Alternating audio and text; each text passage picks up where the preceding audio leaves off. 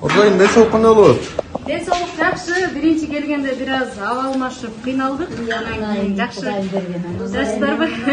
Жакшы, ден соолук. Айып боюнча эмне болот?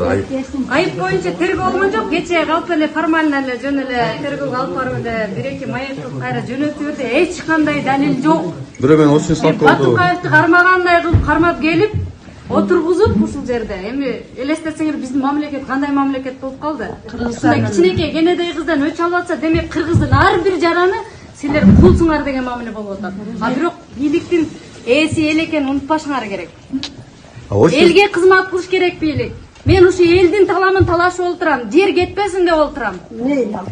Sen күчтүүсүң, сен тергөө амалдарында бирөө менен сурак болдубу? Эч кандай. Кечээ формально жөн эле суракка чакырды. Анан эсиңиздерге сала кетсем, былтыр мен бир тууган агам каза болуп калганда аэропорттон бир террористти кармаганда алып келбеди беле? Мына ошол ишти мен кечирим сурап, компенсация төлөп, билетимди төлөп берип, кайра узатып коюшкан.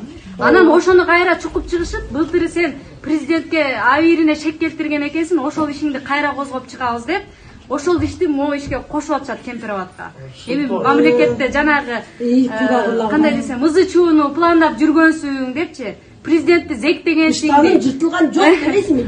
Эч кандай решетканы үзгөнү жок, жыртканы жок, эч ким чакырганы жок. Мен айтып атам, мен Москвада агамдан калган 4 бала менен жүргөнмүн. Атамдын ден соолугун карап жүргөм. Мен кайсы бийликти баса алайын? Бийликти башыңарга тартып алга деп эле отургам.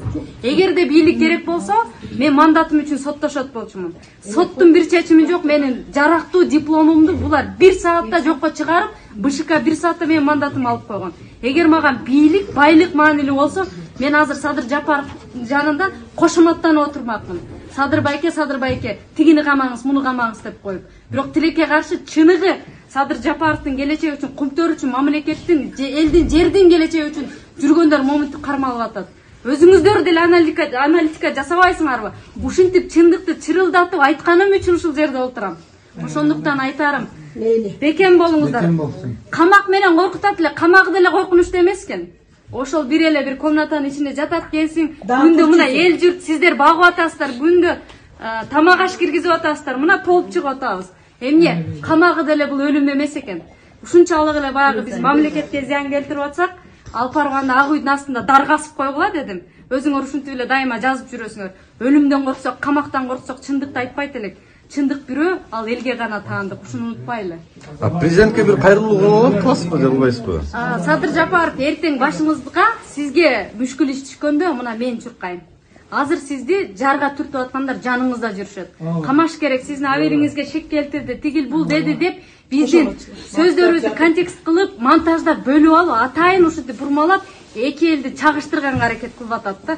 Кандайча эки эл деп атам. Оппозициянан бийлик эч качан революцияны оппозиция жасабайт, бийлик өзү жасайт.